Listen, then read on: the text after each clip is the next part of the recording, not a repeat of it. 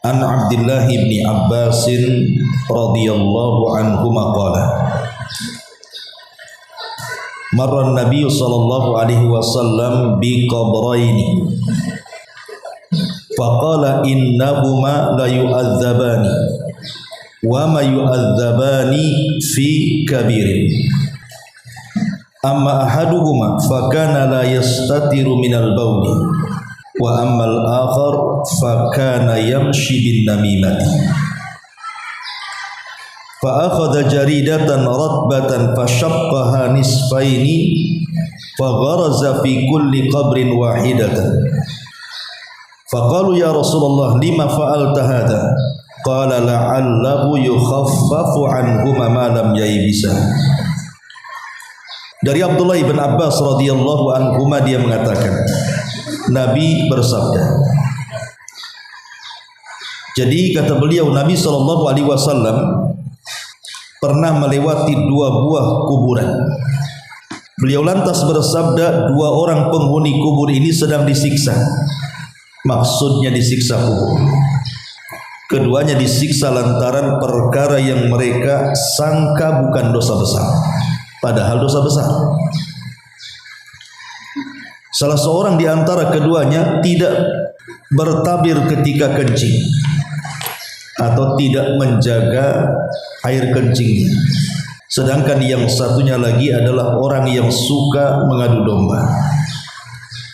Dalam riwayat berghibah. Lantas Nabi SAW mengambil pelepah kurma yang masih basah dan membelahnya menjadi dua bagian. Lalu beliau menancapkan di masing-masing kubur tersebut satu belahan. Para sahabat pun heran dan bertanya, wahai Rasul, kenapa anda melakukan hal itu?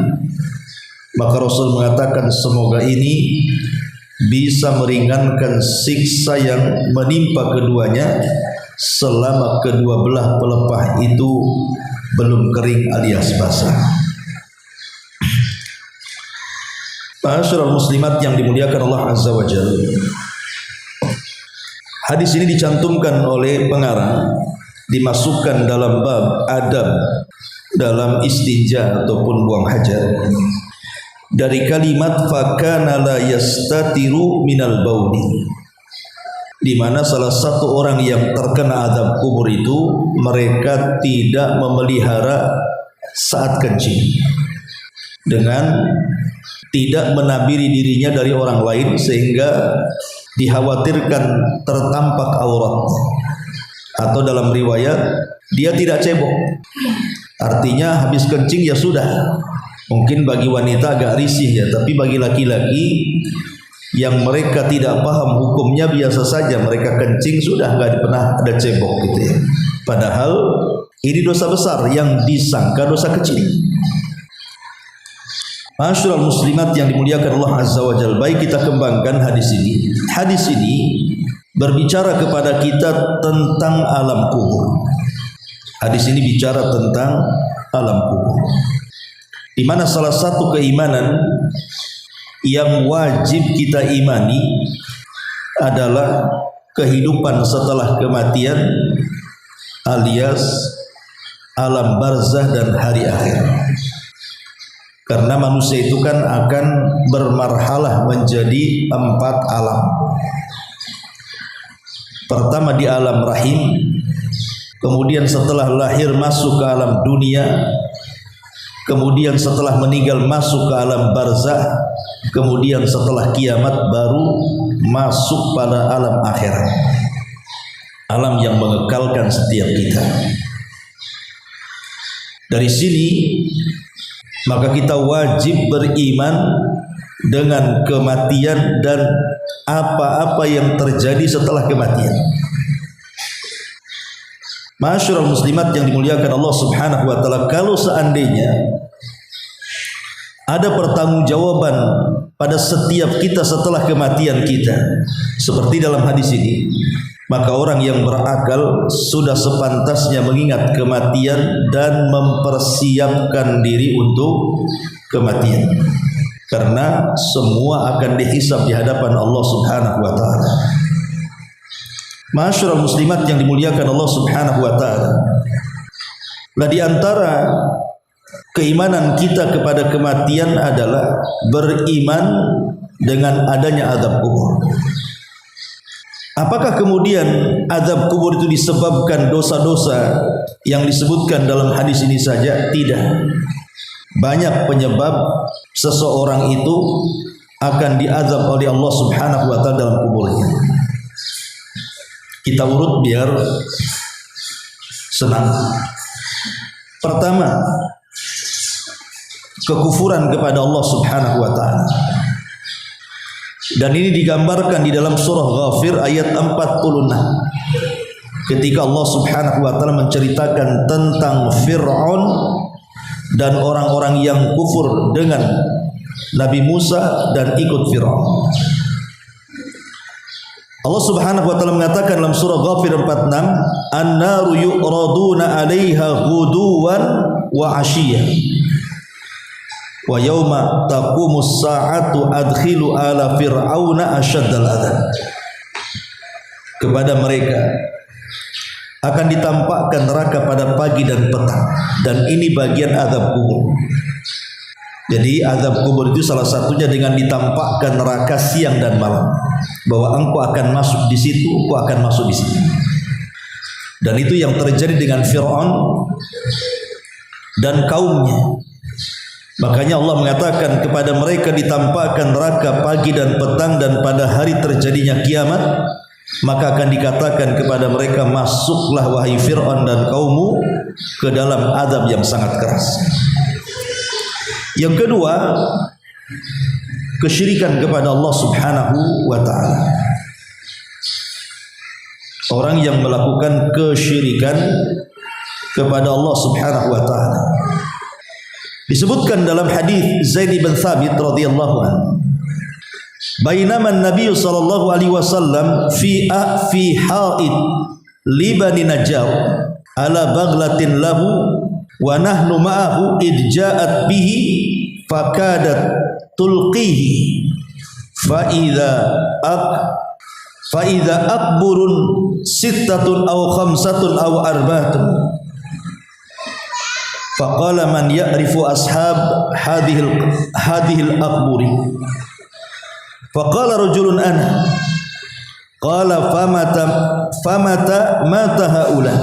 Qala matu fil ishraq. Qala inna hadhil ummah tubtala fi kuburihim falawla alla tudafinu la da'awtu Allah an yusmi'akum min adzabil qabri alladhi asma'u minhu. Thumma aqbala alaina biwajhihi faqala ta'awwadhu billahi min adzabin nar. Rawahu Muslim. Ketika Nabi sallallahu alaihi wasallam lewat di salah satu dinding dari Bani Najjar dengan keledai yang ditumpanginya, sementara kami, kata Zaid, bersama beliau, tiba-tiba dia oleng, membuatnya terhempas, terlempar. Ternyata di sana ada 6 atau 5 atau 4 kuburan. Kemudian Nabi sallallahu alaihi wasallam bertanya, siapa yang mengetahui kuburan orang-orang ini? Maka seseorang menjawab, saya wahai Rasul. Beliau bertanya, kapan mereka meninggal dunia? Dia menjawab, mereka mati dalam kesyirikan ya Rasulullah. Maka beliau bersabda, sungguh umat ini diuji dalam kuburnya. Kalau sekiranya kalian tidak saling menguburkan mayat, saya akan berdoa kepada Allah agar kalian dapat mendengar siksa kubur seperti yang saya dengar hari ini.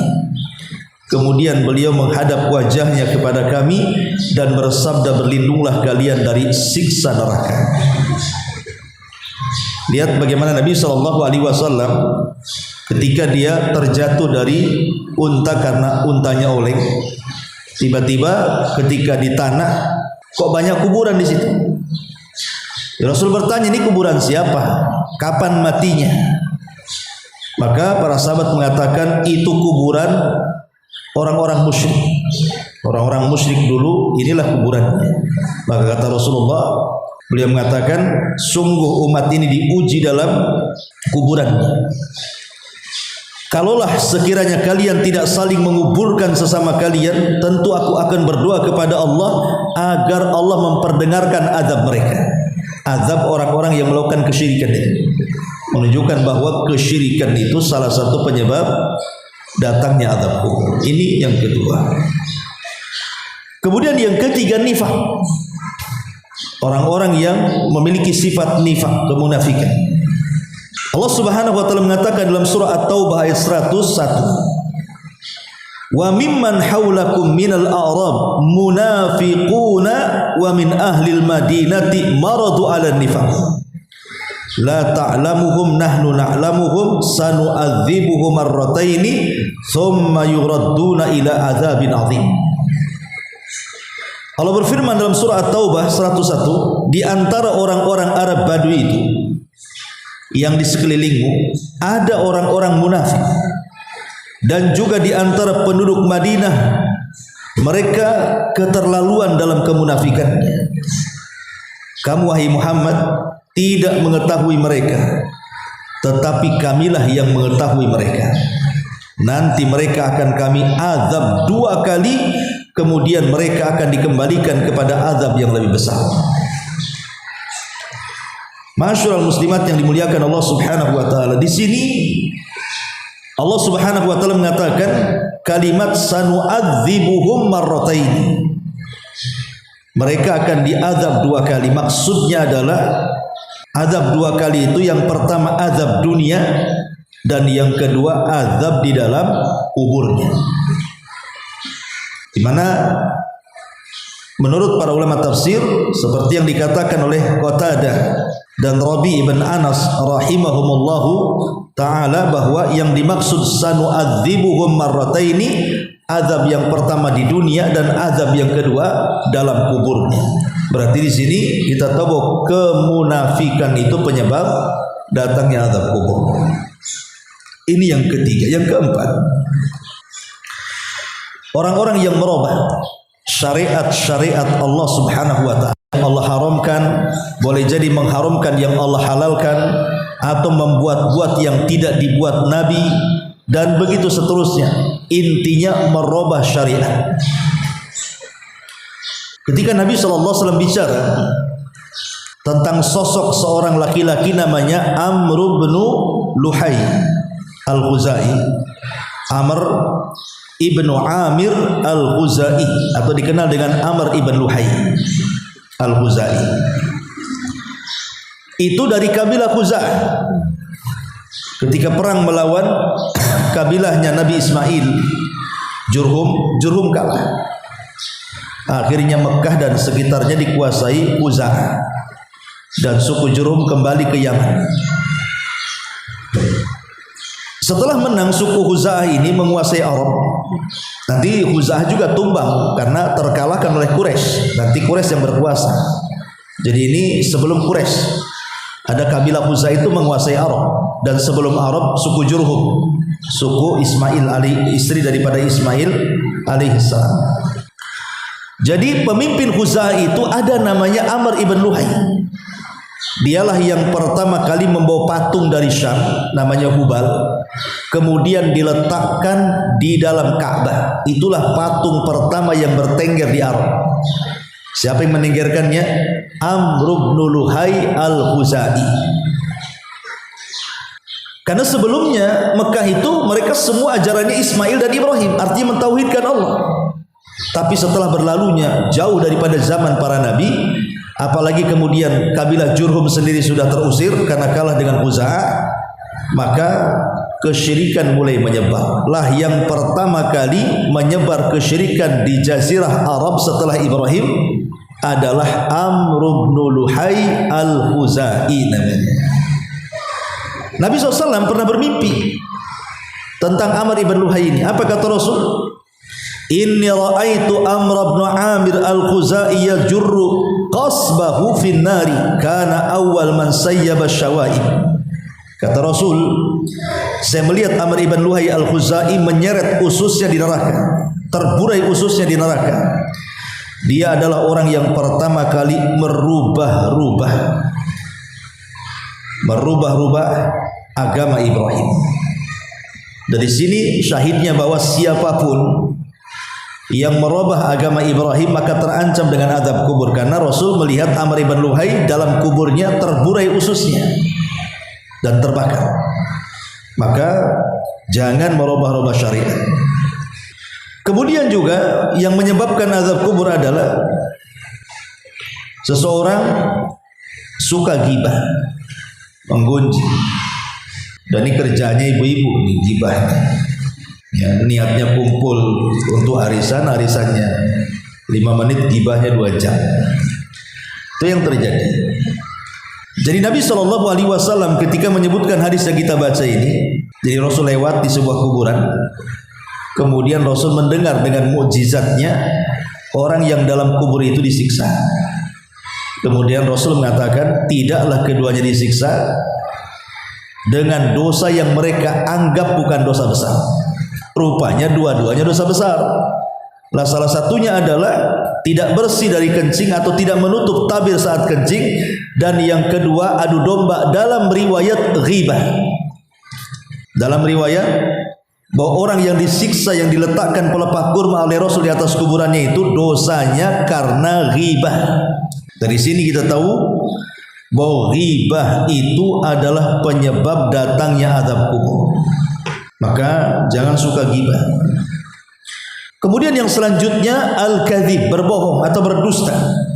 Karena Nabi SAW dalam hadis Samurah bin Jundub yang panjang sekali hadis itu, Rasul kan diperlihatkan saat tidur tiba-tiba ada 2 malaikat kemudian membawa dia ke tempat di mana orang-orang sedang diazab kubur di situ. Lah salah satunya Nabi SAW melihat ada orang yang kemudian sedang diiris mulutnya sampai ke tengkuknya dengan pisau yang bengkok.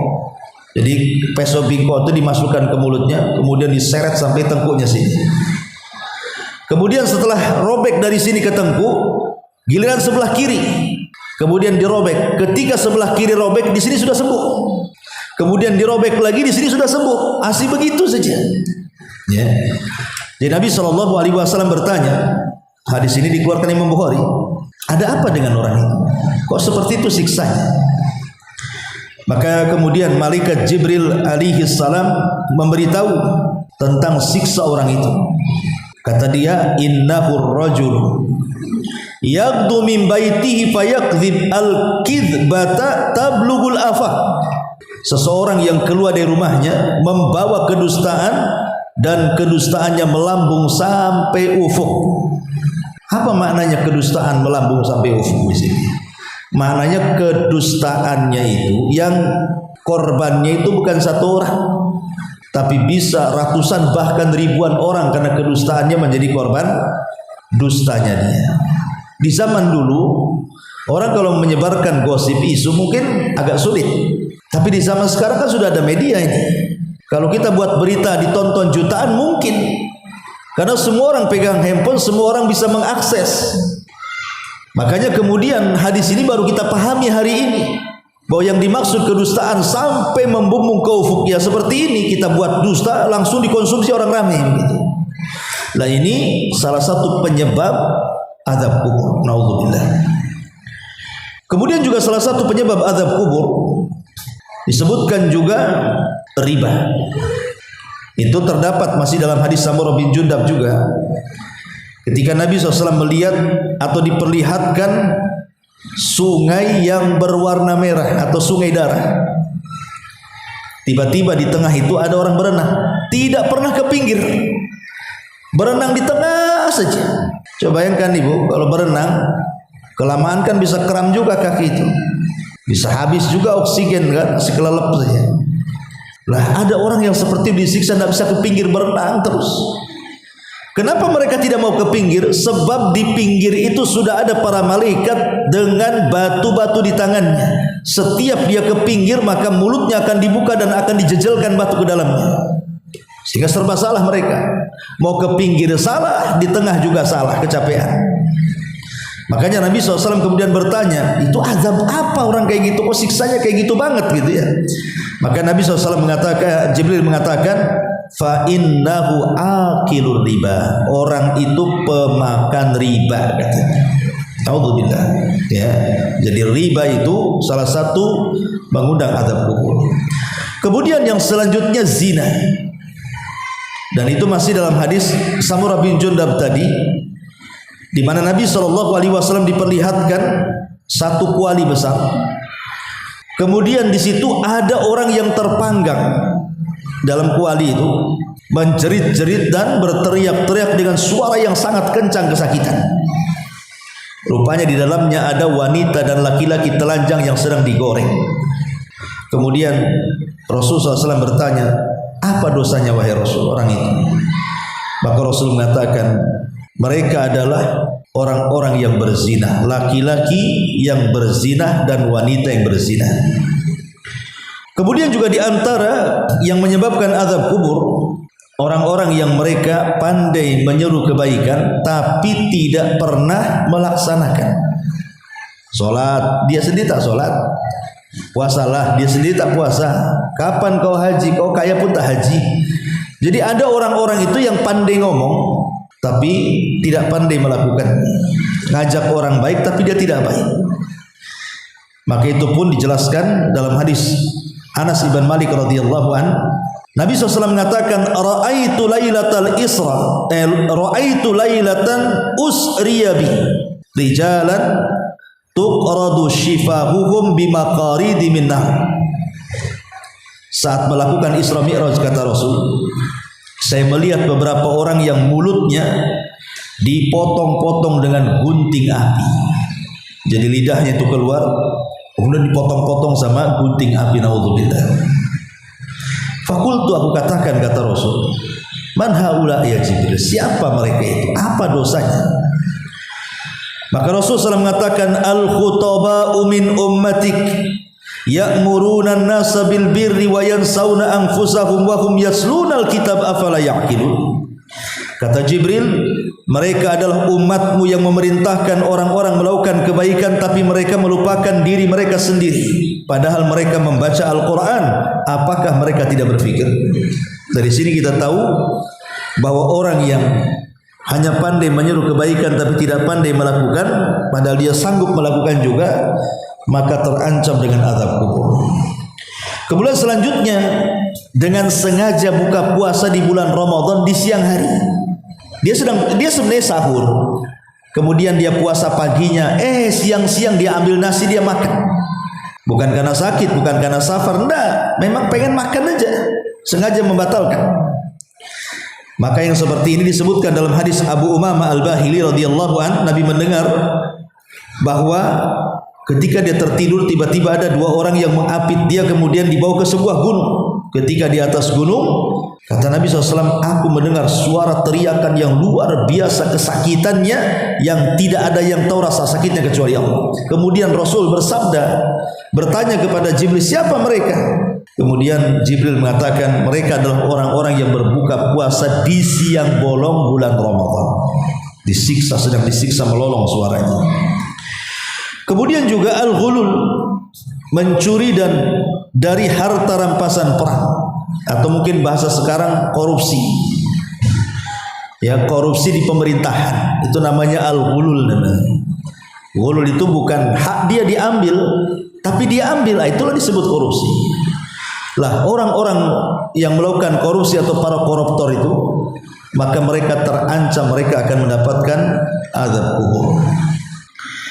Kemudian juga yang selanjutnya adalah seorang laki-laki yang isbal. Seorang laki-laki yang isbal, di mana pakaiannya melebihi mata kaki. Nabi SAW mengatakan, walladhi nafsi biyadi inna syamlata ay athawb. An-Nabi SAW akhadaha yawma khaybarin min al-maghanim lam yusibhal maqasim litashta'illa alaihi nara.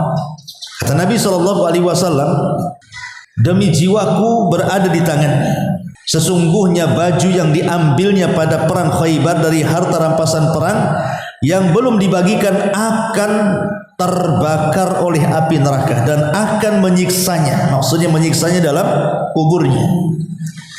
Ini juga termasuk sebab-sebab azab kubur. Termasuk juga azab kubur itu mereka orang-orang yang suka hutang tapi tak mau bayar. Itu terancam dengan azab kubur. Jangankan terancam dengan azab kubur, para syuhada itu kalau seandainya nanti pada hari kiamat harusnya mereka masuk surga tapi tertahan karena hutangnya. Bayangkan hutang ini menahan para syuhada tidak bisa masuk surga karena terkena hutang dan harus dibayar. Kalau tidak dia tidak akan masuk surga. Jadi hutang ini juga kalau tak bayar ini salah satu penyebab azab kubur. Ma'asyiral muslimat yang dimuliakan Allah Azza wa Jalla, termasuk juga an-niyah. Niyah itu apa, Bu? Seseorang yang meninggal orang yang dicintainya, kemudian dia mengucapkan kalimat-kalimat seolah-olah tidak percaya dengan takdir Allah. Kadang-kadang memukul pipi, memukul paha, guling-guling, mengambil gunting, macam-macam lah perlakuan niyah itu. Lah itu akan mengakibatkan azab kubur bagi keluarganya. Kata Nabi SAW dalam hadis bahwa innal mayyita yu'adzab bi ba'di bukai ahlihi alaihi. Sesungguhnya si mayat itu akan diazab dengan sebagian tangisan keluarganya kepadanya. Apa maksudnya di sini diazab? Apakah diazab fisik? Bukan. Maksud diazab di sini bukan fisiknya, tapi diazab hatinya. Jadi kalau ibu, umpamanya ada anak, orang tua ibu meninggal, kemudian ibu niyah, itu orang tuanya akan tersiksa dalam kuburannya karena niyah kita sebagai anak kepada dia. Dan ingat bahwa siksa hati itu lebih berat dibandingkan siksa badan. Ya kan, Bu, siksa hati dengan siksa badan itu masih berat siksa hati. Kehidupan dunia aja sama gitu. Ibu kalau capek badan beli jamu, minum, tidur, besoknya udah sembuh. Tapi ibu kalau sakit hati tidak mungkin juga minum Baiklin besoknya sembuh. Ya, nggak mungkin bersih hati itu. Sampai betul-betul membutuhkan waktu yang lama, penyesuaian, baru kemudian sedikit demi sedikit hilang tuh penyakit hati. Jadi memang penyakit hati seperti itu. Jadi orang yang terserang hatinya itu lebih bahaya dibandingkan yang terserang badannya. Lah orang yang sudah meninggal kalau ditangisi orang hidup maka dia hakikatnya menyerang hatinya tuh, sehingga dia tersiksa dalam kuburannya. Nah, inilah diantara penyebab azab kubur. Lah termasuk juga di sini orang yang mereka berjalan dengan namimah atau orang yang mereka tidak cebok atau tidak membuat tabir saat buang hajat ataupun buang hajat kecil atau hajat besar. Ma'asyiral muslimat yang dimuliakan Allah Azza wa Jalla. Adapun tentang bagaimana caranya supaya kita terhindar dari fitnah dan azab kubur ini, pertama tentu berdoa. Berdoa kepada Allah agar kita dijauhkan dari azab kubur, dan itu dianjurkan di dalam Islam, terutama ketika ibu sedang sholat wajib pada tasawuf yang terakhir setelah membaca sholawat, tahiyat, syahadat, sholawat, baru membaca 4 perlindungan. Lah salah satu dari 4 perlindungan itu berlindung dari azab kubur. Ini yang pertama, berdoa kepada Allah supaya kita tidak terkena azab kubur. Yang kedua, orang yang mati syahid, ketika ditanya, ya Rasulullah, kenapa orang yang mati syahid mereka tidak ditanya, tidak diuji? Maka Rasul mengatakan, kafa bi barikatis suyuf ala ra'sihi fitnah. Cukuplah kilatan pedang yang selalu mengancam kepalanya itu menjadi fitnah di dunia. Masa difitnah lagi di akhirat? Nah, ini orang mati syahid maka terhindar dari azab kubur. Kemudian yang ketiga, orang yang gugur ketika bertugas menjaga di perbatasan. Kalau tadi kan di pertempuran, ini di perbatasan negara Islam, negara kafir, kita jaga tengah-tengah supaya tidak dicaplok, ya. Kalau seandainya Allah Subhanahu wa taala takdirkan dia meninggal saat melakukan penjagaan di perbatasan itu, karena rawan, penjaga di perbatasan itu rawan, Bu. Karena bisa saja diserahkan itu. Makanya hadiahnya mereka tidak akan mendapatkan azab kubur. Kemudian yang keempat, seseorang yang meninggal di hari Jumat. Itu kalau orang baik ya. Kalau dia orang baik, Allah pilihkan meninggalnya di hari Jumat, insya Allah dia husnul khotimah. Tapi kalau orang jahat meninggal di hari Jumat, bukan tanda husnul khotimah. Karena Rasul mengatakan, ma min muslim yamutu yaumal jum'ah aw lailatal jum'ah illa waqahu Allahu fitnatal qabri.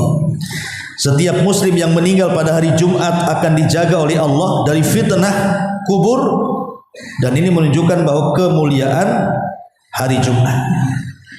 Kemudian juga yang kelima, seseorang yang meninggal karena sakit perut. Sakit kali perutnya, tiba-tiba meninggal dengan sebab itu. Maka Nabi SAW mengatakan bahwa orang yang sakit perut kemudian meninggal dinyatakan syahid, dan dia tidak akan terkena azab kubur. Adapun kemudian di sini Nabi SAW meletakkan pelepah kurma, kemudian dibelah menjadi dua, kemudian diletakkan di salah satu kuburannya, kemudian dikatakan selama masih basah belum kering maka semoga menjadikan ringan azab keduanya. Ini perbuatan Nabi ini tidak bisa ditiru, Bu. Ini khususiyah Nabi. Ulama mengatakan hadis ini menceritakan tentang kekhususan Nabi. Ibu jangan tiru, datang ke kuburan keluarga, pamannya ada 5 lah keluarga. Ibu kemudian cari pohon pisang, ditebang, dibelah jadi 5, kemudian ditancap-tancapkan. Kemudian ibu katakan sebelum kering pelepah pisang ini mudah-mudahan Allah ringankan tuh azab kuburnya. Gak bisa. Ini khususnya Nabi sekali lagi. Kenapa tidak bisa, Bu? Karena ibu tak dengar orang yang dikubur sedang disiksa. Kalau Nabi kan dengar orang ini sedang disiksa. Kalau ibu kan tak dengar orang sedang disiksa. Berarti kalau ibu tidak mendengar orang yang dikubur disiksa kemudian mengambil pelepah kayu kemudian ditancapkan, itu sama suudzon sama orang mati. Ibu suudzon, berburuk sangka bahwa orang mati sedang disiksa. Boleh jadi dia itu paling nikmat di kuburannya dibandingkan kita di atas kubur. Masa suudzon sama orang yang dikubur, Bu? Ya, makanya nggak bisa ini khususnya, karena kita tidak mendengar masalahnya. Rasul mendengar. Ya. Dan kalau memang mengikuti tata cara Rasul pakai pelepah kurma, jauh kali cari kurmanya. Cari di mana pelepah kurmanya kan? Jadi itu pun kalau mengikuti sunnah Rasul pakai pelepah kurma. Tapi ada juga yang menggunakan hadis ini sebagai apa? Sebagai anjuran menanam sesuatu di atas kuburan katanya. Ini kan pelepah kurma kan bisa mati tuh. Nah, akhirnya ada orang-orang yang salah kaprah memahami hadis ini, ya sudahlah naruh aja pohon mangga di atas kuburan itu kan nggak mati-mati, itu basah terus tuh. Nah boleh. Ya, ini sekali lagi kekhususan Nabi SAW dan tidak bisa ke yang lain.